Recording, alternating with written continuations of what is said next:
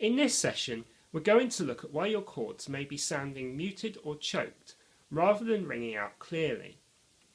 Now, this is something that most beginners struggle with, as the guitar is a very physically demanding instrument, and our fingers have to get used to pressing down on the strings.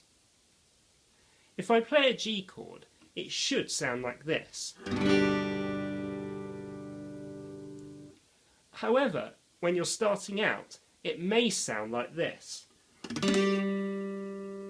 with some strings muted and some ringing out. Therefore, I tell my students to go through each string and identify which ones are muted. So if I go through each string, the bottom E is muted, the A is muted, the D is muted, the G is ringing out, the B is muted, and the top E is muted. There are three reasons why this can occur. The first is simply not pressing hard enough, as the string has to form a pivot between the fret and the bridge in order for it to vibrate freely and ring. The second reason is that our fingers can catch on strings below. So if I look at my second finger, at the moment I'm actually catching the A string. My finger's pressing the E string, which is correct, but it's catching on the A string and stopping it from ringing. And so what we have to do is make sure that we use our fingertips and that our fingers are curved enough to allow clearance for the strings below. So if I now play the A string, it's ringing out. If I move my second finger again so it's flatter, it meets the A string. The third reason is that our fingers can be on or in front of a fret. So when we're fretting, we want to make sure that our fingers are behind the frets. Again, because of the pivot, basically, that we're forming between the fret and the string and the bridge and the string.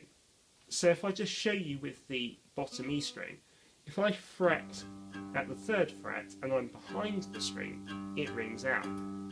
If I go over the fret, it's muted, and if I go in front of the fret, it's either muted or actually can end up playing the note above, which I don't want. And we also have to be careful that even though we're behind the fret, that our finger isn't actually going over it. The flesh of our finger is actually going over it and causing the string to get muted. So if I play the G chord and then go through each string, the bottom E is simply that I'm not pressing hard enough. The A string is that my second finger is actually resting on it, so I need to curve my second finger more. The D string, again, was down to my first finger catching on the D string.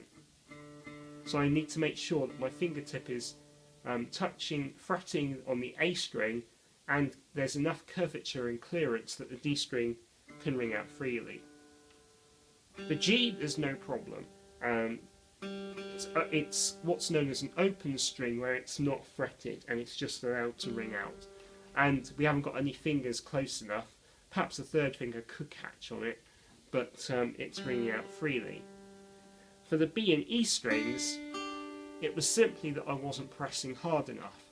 Although again, it can be down to my index finger or my second finger, the flesh where it meets the neck, actually catching on those strings and stopping them ringing out.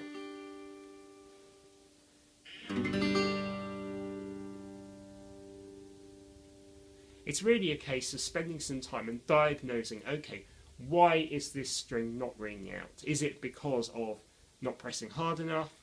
Or is there another finger that's actually catching on the string and causing it to be muted?